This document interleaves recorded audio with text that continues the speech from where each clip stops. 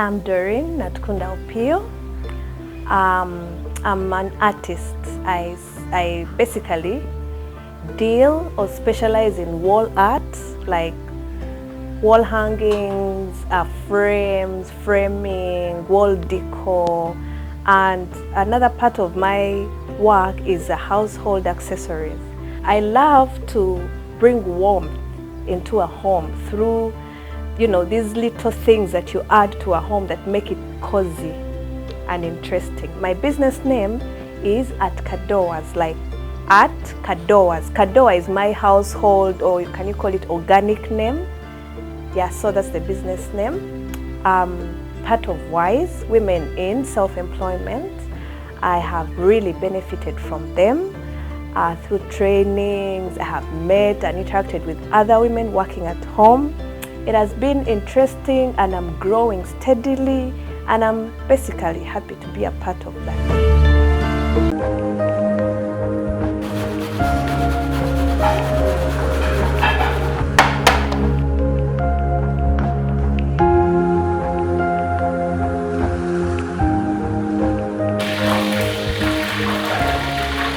I'm Evelyn Mulindwa.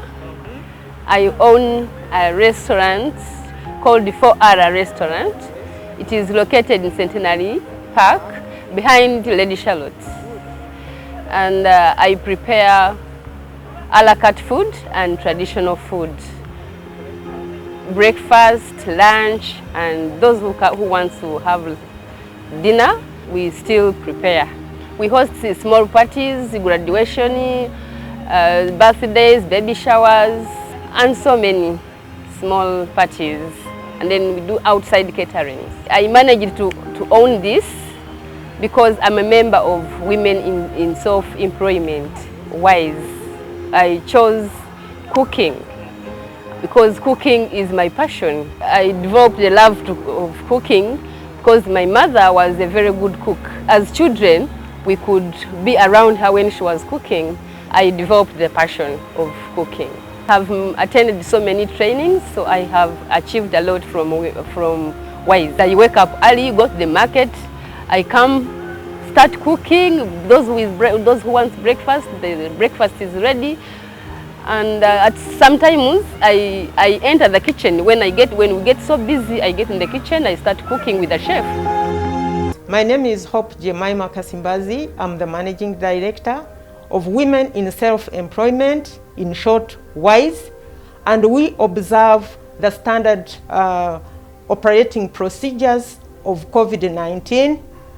And I would like you to allow me to remove my mask since I am just by myself and we observe social distance. Women in Self-Employment was conceived in 2016. I'm a member of Uganda Women Entrepreneurs Association, and I served as a board member and observed that there were very many women in self-employment that needed to be helped. So we conceived the idea with another lady who is a youth, because me, I'm an adult, and we also consider youth. So we decided to look at the challenges of women in self-employment. Women in self-employment, they have very many things they go through during the day. They care for their homes, including children, sick people, and cooking, washing, and thereafter they go on the streets to make money to support their families. So the journey of WISE started having seen that there are so many women in informal sector. And we wanted these women to graduate from informal sector to formal sector.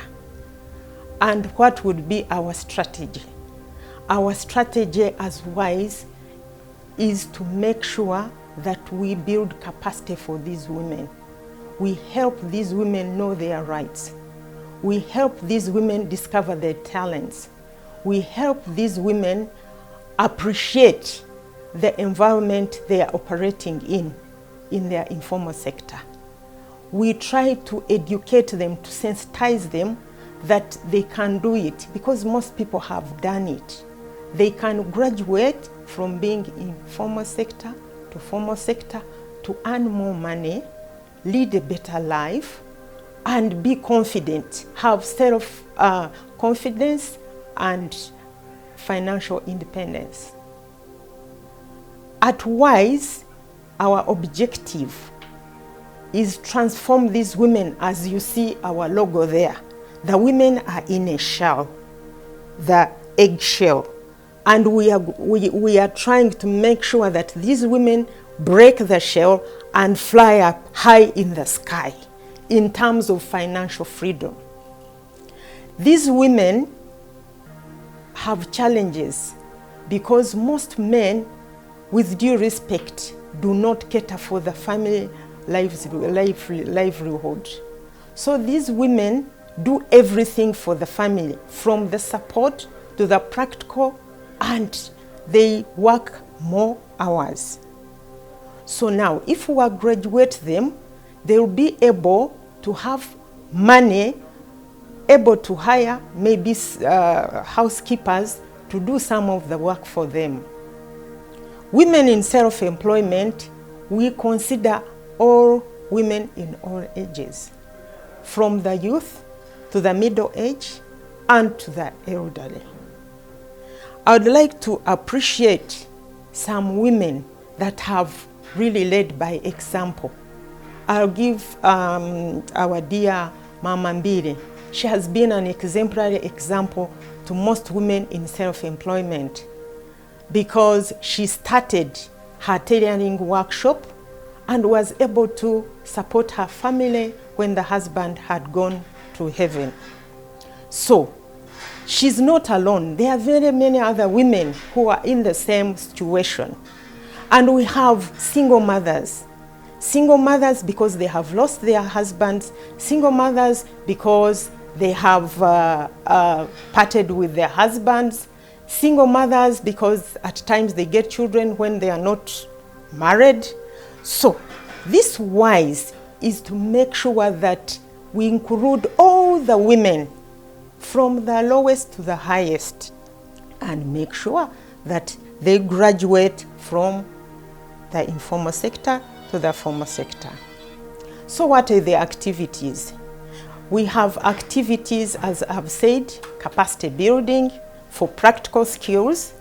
We have activity for soft skills. We have activities to train them on how to register their companies so that their companies are formalized. We have to educate them on the benefits of having a formalized business, because you can easily apply for a contract if your business is formalized. You can get loan, you can even get funding. Some of these NGO or the donors, they always have money.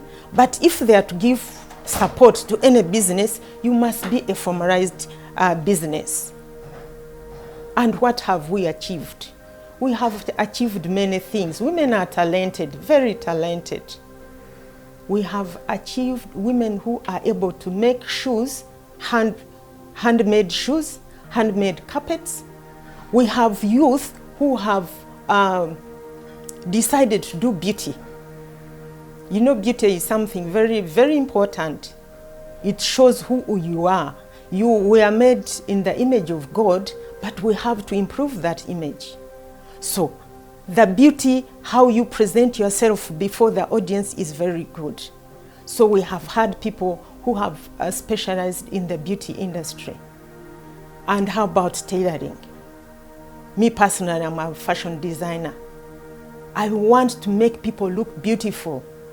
We consider when we are making those clothes, you look at the height, you look at the size, you look at the age, you look at even the shape of the face to make someone come out looking the best.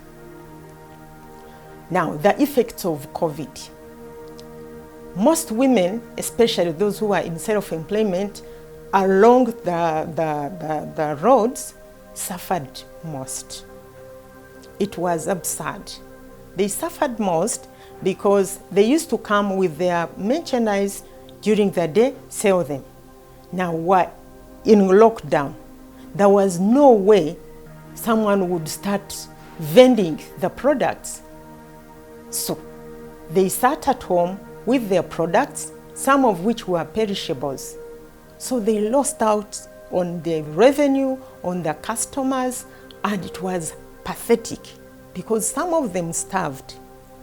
But would like to thank the government of Uganda that looked at the situation and formed a task force where people contributed money and they were able to buy food and distribute to some people. I know others didn't get, but majority were supported. So we'd like to thank the government of Uganda, led by His Excellency the President, Yoweri Kaguta Museveni, for the support they gave, especially women who were struggling with their families, and they were supported.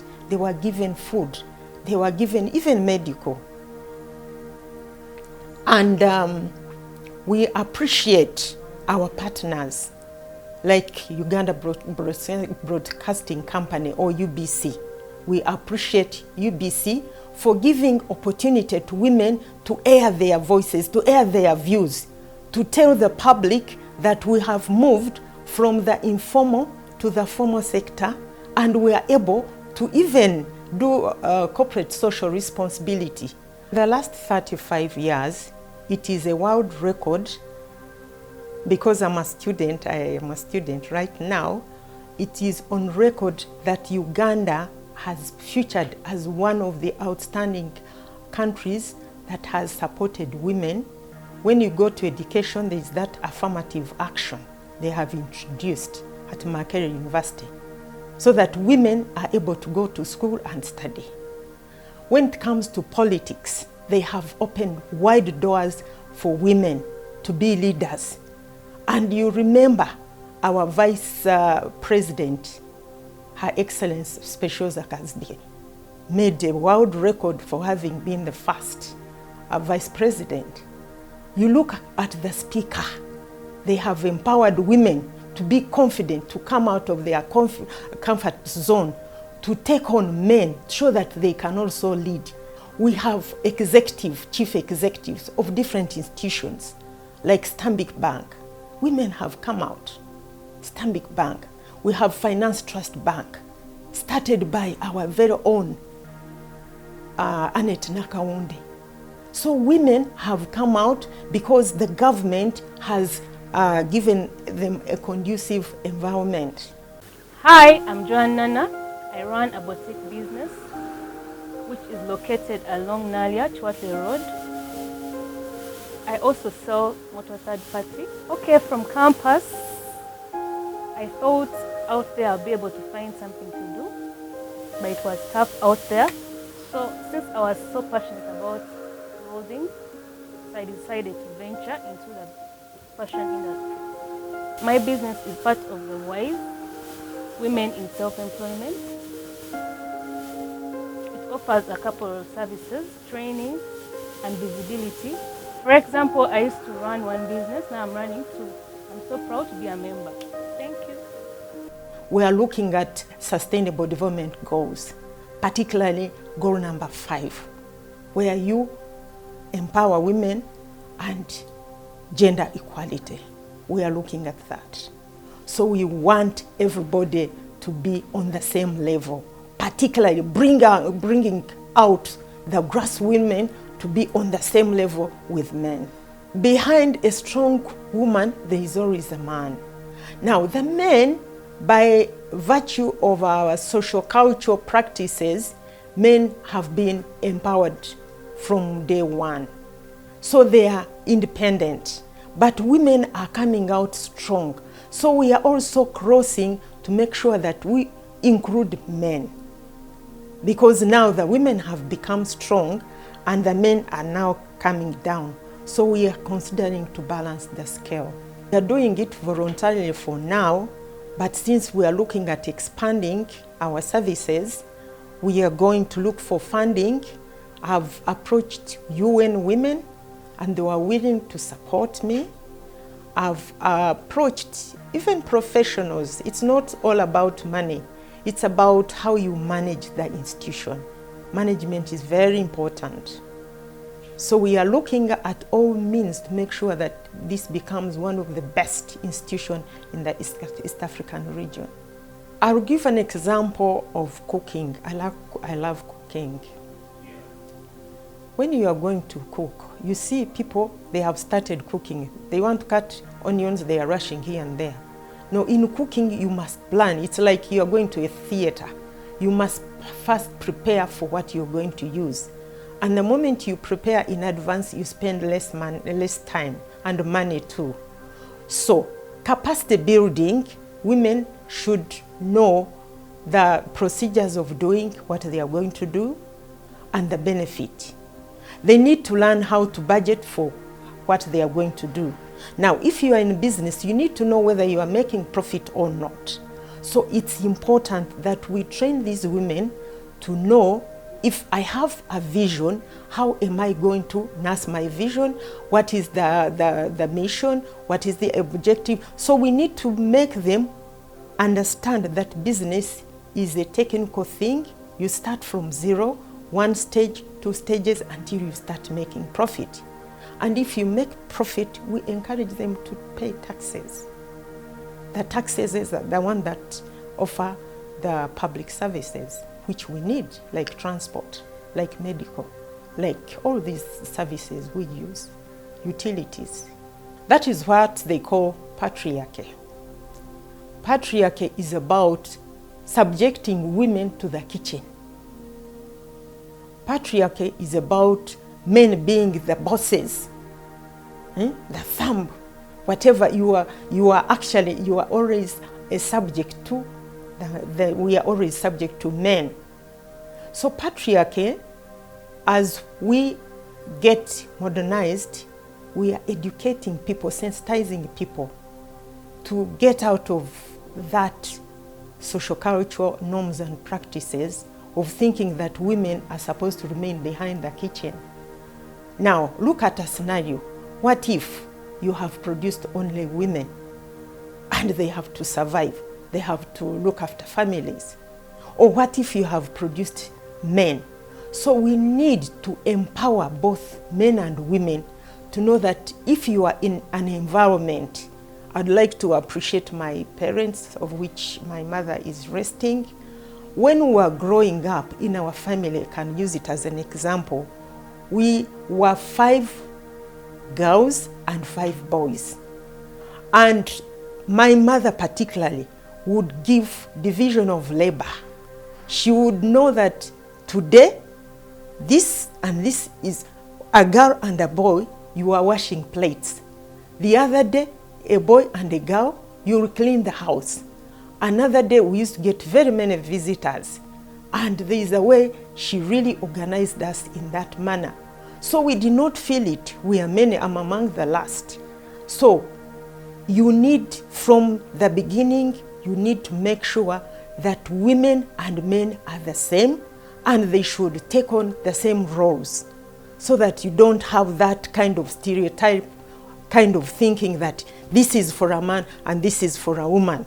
Even the colors, by the way, to know that the man has to wear blue, the woman soft colors, that one, you sensitize people so that they get out of that stereotype kind of thinking.